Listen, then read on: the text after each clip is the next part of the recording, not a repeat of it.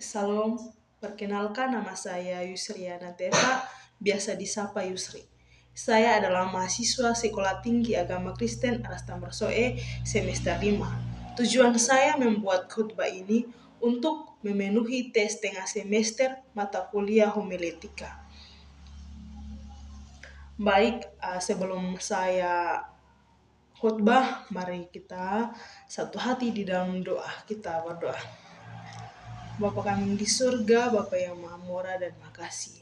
Terima kasih Tuhan atas kebaikan-Mu, kasih setia-Mu Tuhan. Kami anak-anak-Mu ini Engkau masih menyertai sampai pada detik saat ini Tuhan. Sekarang hamba-Mu ini akan menyampaikan kebenaran firman-Mu Tuhan. Mari Engkau memberkati bibir mulut hamba-Mu ini ya Bapa, agar apapun yang hamba-Mu ini sampaikan, jangan sesuai dengan kehendak hamba-Mu ini, melainkan biarlah roh Tuhan yang selalu berkata-kata di dalam hati bibir mulut hamba-Mu yang berdosa ini. Ampuni akan setiap salah dan dosa hamba-Mu ini Tuhan, karena hanya di dalam nama Tuhan Yesus, Allah adalah firman Allah yang hidup. Hamba datang dan berdoa. Amin. Kita akan mendengarkan satu bagian firman Tuhan yang terambil dalam kitab pertama Timotius pasal 14 ayat 11 sampai ayat yang ke-16. Firman Tuhan di bawah perikop tugas Timotius dalam menghadapi pengajaran sesat. Ayatnya yang ke-11, beritakanlah dan ajarkanlah semuanya itu. Jangan seorang pun menganggap engkau rendah karena engkau muda. Jadilah teladan bagi orang-orang percaya dalam perkataanmu, dalam tingkah lakumu, dalam kasihmu, dalam kesetiaanmu, dan dalam kesucianmu. Sementara itu, sampai aku datang bertekun dalam membaca kitab-kitab suci, dalam membangun, dan dalam mengajar. Jangan lalai dalam mempergunakan karunia yang ada padamu, yang telah diberikan kepadamu oleh nubuat dan dengan penumpangan tangan sidang penatua. Perhatikanlah semuanya itu. Hiduplah di dalamnya supaya kemajuanmu nyata kepada semua orang. Awasilah dirimu sendiri dan awasilah ajaranmu.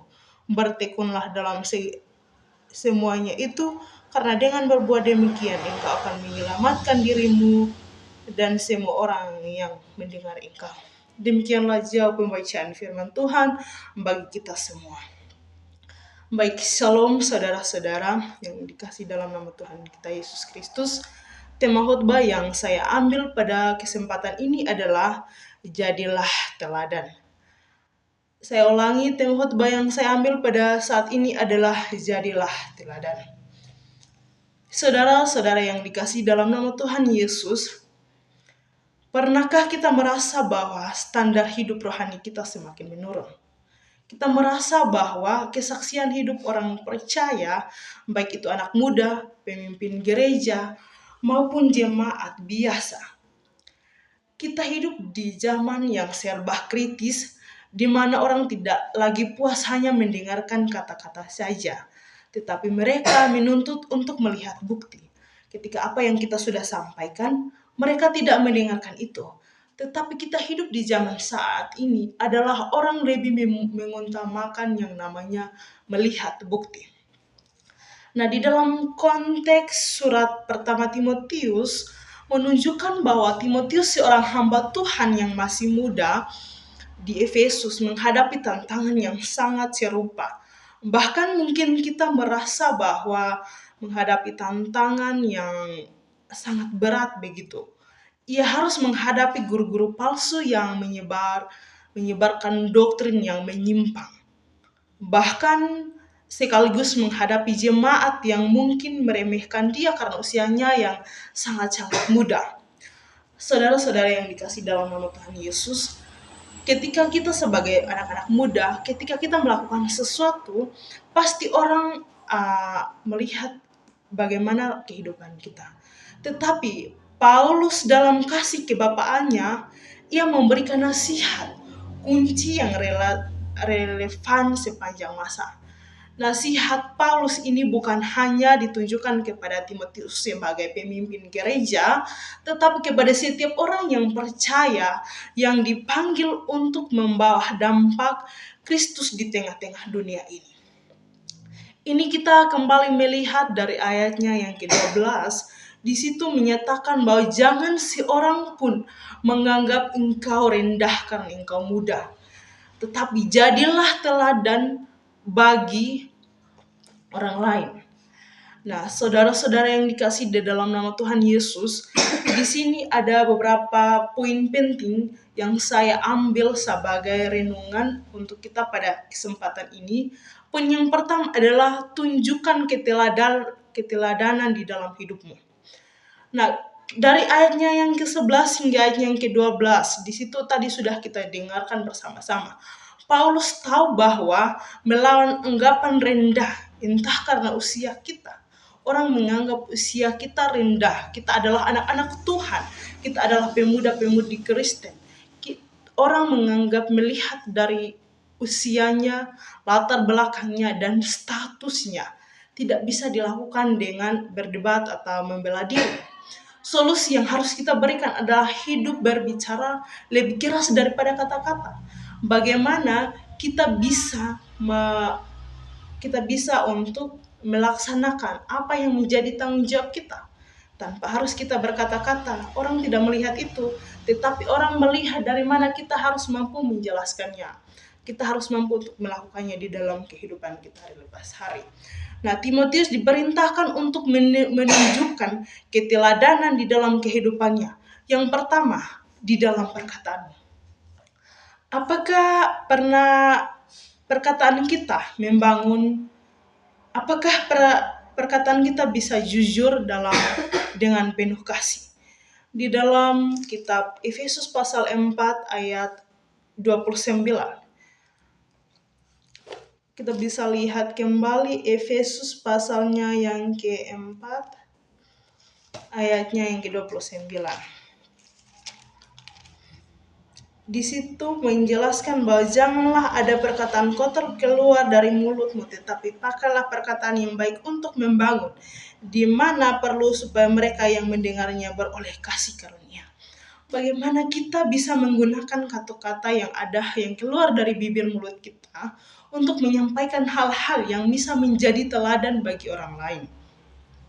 Atau apakah kita mudah terpesona pada gosipan, kebohongan, atau kata-kata kasar yang melukai hati sesama kita? Justru kita harus menjadi cermin dari hati kita. Yang kedua adalah dalam tingkah laku atau kelakuan kita hari lepas hari. Ini mengacu pada seluruh perilaku, etika, dan cara kita berinteraksi dengan dunia, di tempat kerja, di media sosial, dan di rumah. Apakah tingkah laku kita mencerminkan kedewasaan dan kehormatan Kristus, atau malah identik dengan dunia ini? Bagaimana kalau tingkah laku kita tidak sesuai dengan apa yang Tuhan kehendaki? Bagian yang ketiga adalah dalam kasih. Timotius tunjukkannya di dalam kasih. Ia bukan sekedar sentimen, tetapi bagaimana ia menunjukkan kasih agape yang rela berkorban, yang mencari kebaikan orang lain. Keteladanan dalam kasih berarti kita mampu mengasihi mereka yang sulit dikasihi, melayani tanpa pamrih, dan mendahului kebutuhan orang lain. Bagaimana kita bisa menunjukkan hal kasih? Kalau kita mampu untuk melaksanakannya di dalam kehidupan kita, maka itu adalah yang dikehendaki Tuhan. Yang berikut adalah dalam kesetiaan. Nah, kalau kita berbicara tentang kesetiaan, bukan hanya kita setia kepada orang tua kita setia kepada teman kita setia kepada teman-teman dekat atau kawan-kawan kita setia kepada pasangan kita. Tentu tidak. Kesetiaan dalam iman. Kesetiaan dalam iman berarti konsisten iman kita kepada Kristus dan tugas yang diberikan, bahkan saat menghadapi godaan dan kesulitan. Kesetiaan adalah bukti kematangan rohani di dalam kehidupan kita. Itu yang dilakukan oleh Timotius. Yang berikut adalah dalam kesucianmu. Kesucian atau kemurnian.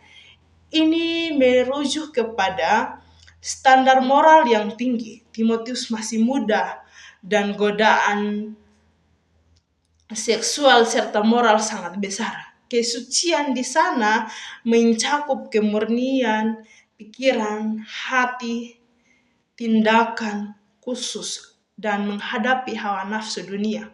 Kita dipanggil untuk menjadi kudus sebab Allah kita kudus. Paulus mengajarkan bahwa integritas seorang pemimpin atau orang percaya diukur dari konsisten hidupnya, kesamaan antara apa yang ia katakan dengan apa yang ia jalani di dalam kehidupannya. Poin yang kedua adalah bertekun dalam tugas dan karunia yang diberikan oleh Tuhan.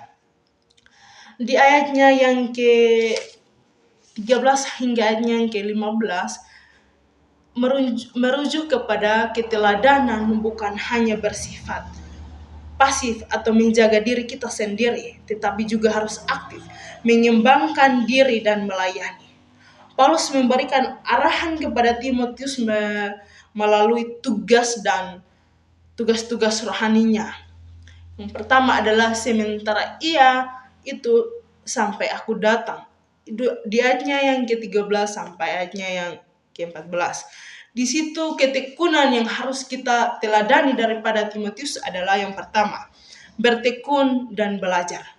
Bertekun dan belajar adalah hidup Kristen yang kuat, harus berakar pada firman Tuhan. Kita tidak bisa menjadi teladan tanpa terus-menerus digembalakan oleh firman. Pelayanan yang kuat dimulai dengan ibadah pribadi kita yang kuat. Kerajinan membaca dan merenungkan Alkitab adalah fondasi bagi ajaran yang benar. Saudara-saudara yang dikasihi di dalam nama Tuhan Yesus. Bagian yang kedua poin yang kedua adalah bertekun dalam pelayanan karunia. Jangan melalaikan karunia. Setiap orang yang percaya memiliki karunia dari Roh Kudus. Karunia itu diberikan bukan untuk disimpan, tetapi untuk dikembangkan dan dipakai demi pembangunan tubuh Kristus. Di ayat yang ke-14 tadi. Melalaikan karunia berarti kita tidak menghargai pemberian daripada Allah. Keteladanan sejati terlihat dari semangat kita menggunakan teladan yang ada untuk memuliakan Tuhan, bukan untuk kepentingan diri kita sendiri. Di bagian yang kedua ini menjelaskan tentang bagaimana kita menerima karunia yang sudah Tuhan berikan kepada kita. Itu bukan kepentingan diri kita sendiri, melainkan itu untuk bagaimana kita mengembangkan, kita bisa memberitakan Injil kepada orang-orang lain.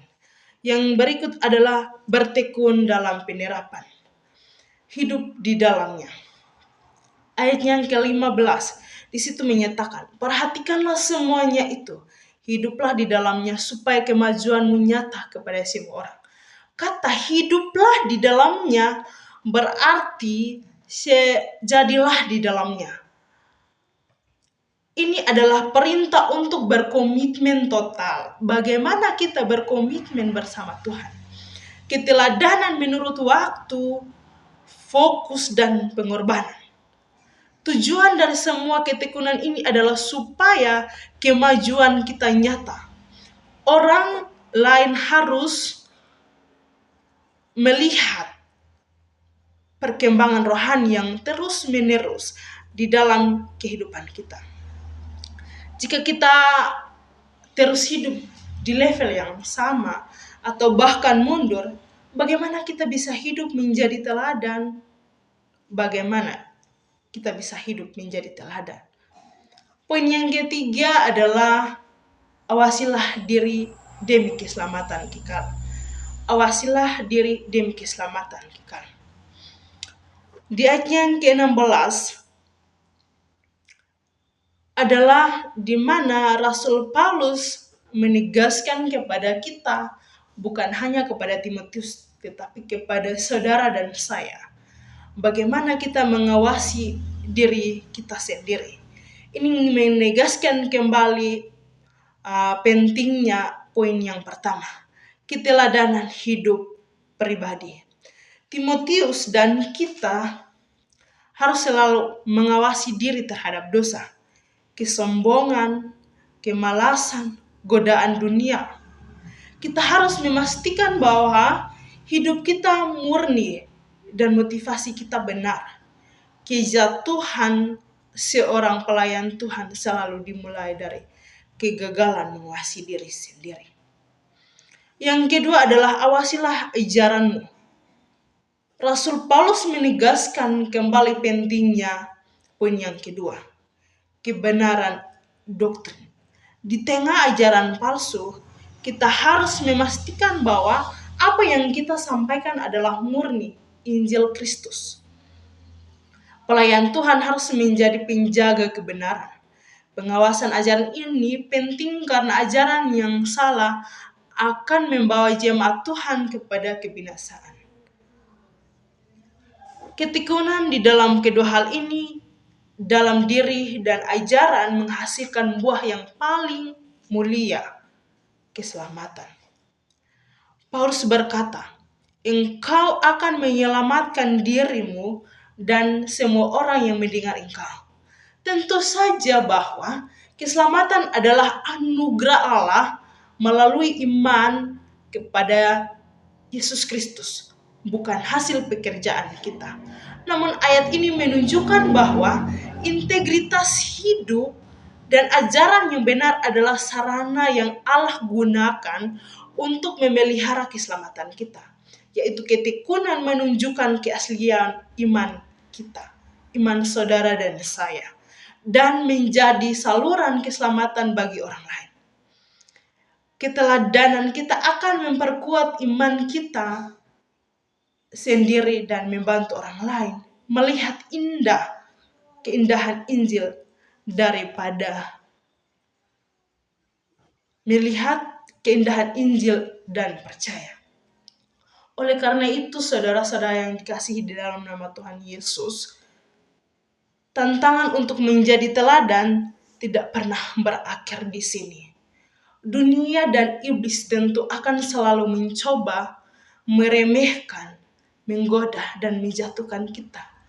Namun, panggilan Paulus kepada Timotius adalah panggilan untuk kita semua. Jadilah teladan. Mari kita berkomitmen hari ini untuk menghidupkan kembali keteladanan di dalam kehidupan kita yang tadi kita sudah dengar bersama, yaitu perkataan, tingkah laku, kasih, kesetiaan kepada Tuhan, bahkan kesucian. Bertekun dalam membaca kitab Taurat atau bertekun dalam membaca firman Tuhan dan karunia yang sudah Tuhan berikan. Bagaimana kita mempergunakan karunia-karunia yang ada pada pribadi kita untuk kita persembahkan kepada Tuhan. Karunia yang sudah Tuhan berikan itu bukan milik kita, melainkan itu adalah kepunyaan Tuhan. Bagaimana kita sebagai manusia, kita sebagai anak-anak muda, kita bisa mampu untuk menjadi teladan yang baik untuk orang-orang lain. Menguasai diri dan ajaran kita di setiap hari. Sebab melalui hidup yang menjadi teladan, kita bukan hanya menghormati Kristus, tetapi kita juga menjadi saksi hidup yang kuat dan bahkan menjadi alatnya untuk membawa keselamatan bagi diri kita sendiri dan orang lain di sekitaran kita. Di akhir dari perenungan singkat ini, ada pertanyaan refleksi untuk kita semua. Apakah saudara dan saya sudah menjadi teladan yang baik untuk orang lain atau tidak? Jawaban ada pada tangan kita semua. Amin. Mari kita mengaminkan, kita mengucap syukur. Terima kasih Tuhan, terima kasih Bapa atas lawatan kebenaran firman. Hamba terbatas dalam membagikan bagian firman-Mu ini Tuhan. Tapi hamba yakin dan percaya, Bapa, mari Engkau memberkati anak-anak-Mu yang mendengarkan firman-Mu ini. Berkatilah mereka dan sempurnakanlah firman kebenaran-Mu di dalam hati mereka ya Tuhan. Jadikanlah kami menjadi teladan yang baik untuk sesama kami. Dan berkatilah kami untuk memberitakan Injil, terkhususnya talenta yang sudah Tuhan berikan. Kami bisa tunjukkan kepada dunia bahwa kami pasti bisa. Ya Tuhan Yesus, ampunilah akan setiap salah dan dosa kami. Jika dalam penyampaian firman-Mu ini Tuhan, Engkau mendapatkan hamba melakukan kesalahan, kasihanilah hamba-Mu yang berdosa ini Tuhan. Terima kasih Tuhan, haleluya, amin. Sekian dan terima kasih. Shalom.